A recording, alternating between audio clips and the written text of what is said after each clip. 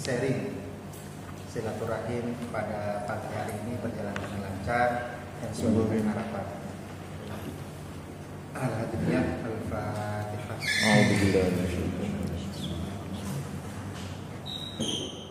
Al-Fakir Abdul Anam diamanahin sebagai sekretaris Kopontren di Sidogiri, dan Kopontren Sidogiri ini biar lebih kenal.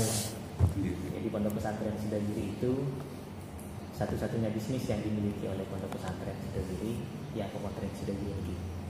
Dan Kopontren Sidogiri ini cikal bakalnya dari tahun 1961 itu dimulai dari toko kelontong kecil-kecilan karena memang ingin memenuhi kebutuhan santri. Baru pada tahun 1997 dikasih hadiah oleh Kemenkop Badan Hukum Koperasi, dikasih Badan Hukum Koperasi, dan ya pada waktu itu juga baru berbadan hukum koperasi. Di awal dari anggota keluarga Pondok Pesantren Sidogiri 20 orang, setelah itu baru berkembang lagi diikuti oleh pengurus pengawas sebagai anggota, dan pada tahun 2008 baru membuka keanggotaan secara umum. Sekarang kalau anggotanya Pondok Sidogiri masih sangat sedikit jumlahnya, terakhir update 5.000-an itu anggota Pondok Sidogiri. Dan Pondok Sidogiri ini karena tadi saya sudah sebutkan merupakan satu-satunya bisnis yang dimiliki oleh Pondok Pesantren Sidogiri, artinya yang secara manajemen terikat dengan visi misi Pondok Pesantren Sidogiri. Pondok Sidogiri ini memiliki 4 anak usaha di bawahnya. Jadi 4 anak usaha ini ada, yang pertama ada PT Sidogiri Mitra Utama. PT Sidogiri Mitra Utama ini yang concern di retail dan grosir. Mitra Utama. Di PT Sidogiri Mitra Utama. Itu PT ya, PT ya Mas? PT. Jadi ini koperasi bikin PT. Iya. Jadi yang pertama itu koperasi PT Sidogiri Mitra Utama, itu fokusnya di retail dan grosir juga. Kalau brandnya toko Basmalah. Basmalah itu sebenarnya sebuah konsep, konsep dari Barokah Syariah dan Maslahah. Itu Syariah dan Maslahah. Itu toko Basmalah. Dulu masih sampai tahun 2012 masih menggunakan Pondok Sidogiri Swalayan. Cuman kami beranggapan kalau ingin keluar lebih jauh, expand lebih jauh juga, maka butuh brand yang lebih umum juga. Makanya toko Basmalah ini kita bikin. Itu yang pertama. Toko Basmalah ini ya fokus bisnisnya di toko retail itu jualan kebutuhan sehari-hari. Ada juga yang untuk obat-obatan, ada namanya Giri Apotek, itu ada. Terus ada Giri Catering, ada Giri Laundry, terus ada Giri Printing untuk offset dan printer dan printingnya, itu untuk kebutuhan percetakan pada pesantren maupun di luar.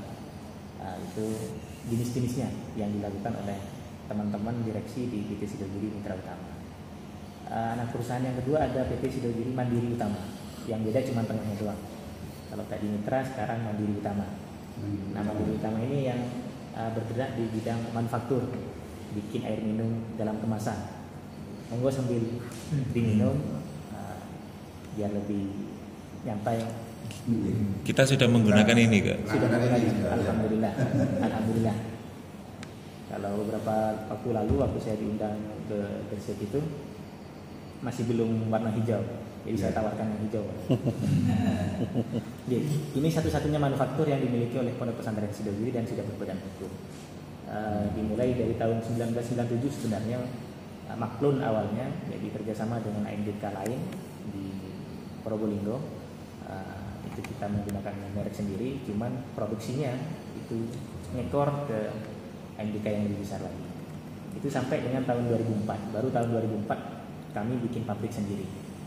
Alhamdulillah dari tahun 1997 itu terus rugi, Pak. Terus merugi itu pada sampai baru tahun sekitar 2017, nah itu baru untung. Lama banget, bahkan sempat kepikiran untuk ditutup karena memang usaha manufaktur itu berdarah-darah. Upgrade skill kawan-kawan. Jadi alumni yang sudah boyong, mereka belum dapat keilmuan sama sekali di dunia bisnis, khususnya yang bisnis profesional, maka dibentuklah PT Sidogiri Pandu Utama ini untuk mengakselerasi kebutuhan SDM kami. Maka tugasnya itu adalah sebagai syariah bisnis konsultan, pelatihan karyawan, termasuk juga nanti di Pandu ini kami bekerja sama dengan banyak lembaga yang ingin belajar retail. Biasanya nanti kami langsung disposisikan ke teman-teman PT Pandu ini. Karena memang tadi itu fokusnya sebagai syariah bisnis konsultan, upgrade skill kawan-kawan, termasuk juga bikin software.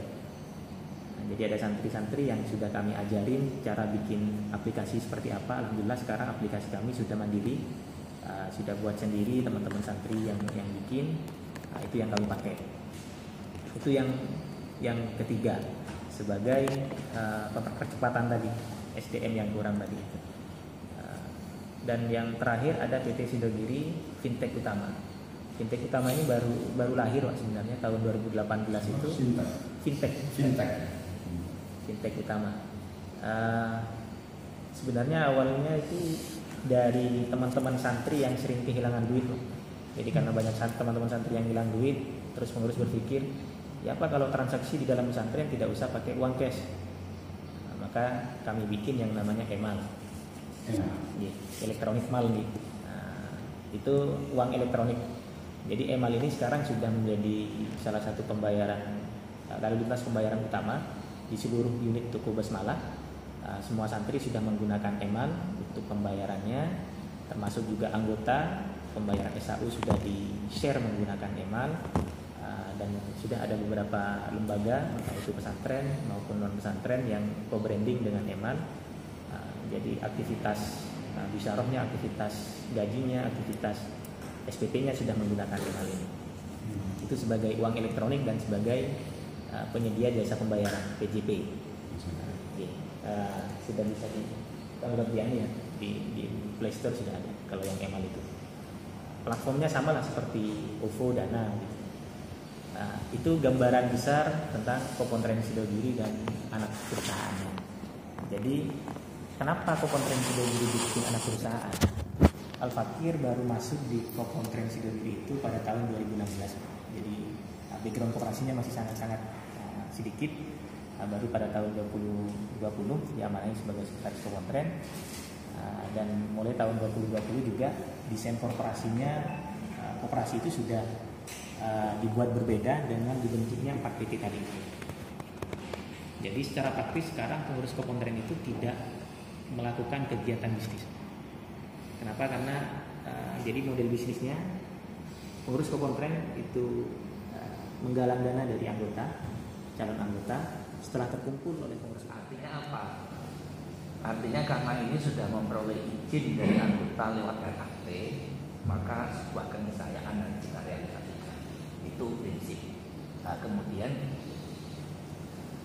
silaturahim kita ke sini tentu pertama kan ngangsu kawarok ya kan untuk belajar, karena memang kalau merasa belum bisa dan mau belajar, insya Allah kan nantinya kan bukan bisa dan sudah memperoleh berbagai informasi, gambaran-gambaran yang luar biasa tadi itu dari pihak Sidogiri, Nah, tinggal beberapa opsi yang memungkinkan untuk kita tempuh itu nanti tentu akan didiskusikan internal untuk mengambil keputusan. Dan bahkan dalam perjalanan tadi sudah diskusi sepanjang jalan bahwa berbagai kemungkinan ternyata nyambung. Dari apa yang disampaikan oleh Pak di sini nyambung. Tinggal nanti kita matangkan, kita diskusikan, kemudian karena memang yang jelas lahan sudah ada, bangunan sudah ada, kan gitu kan. Kemudian kesepakatan atau support dari anggota melalui RRT sudah, ya, tinggal menata itu aksinya seperti itu.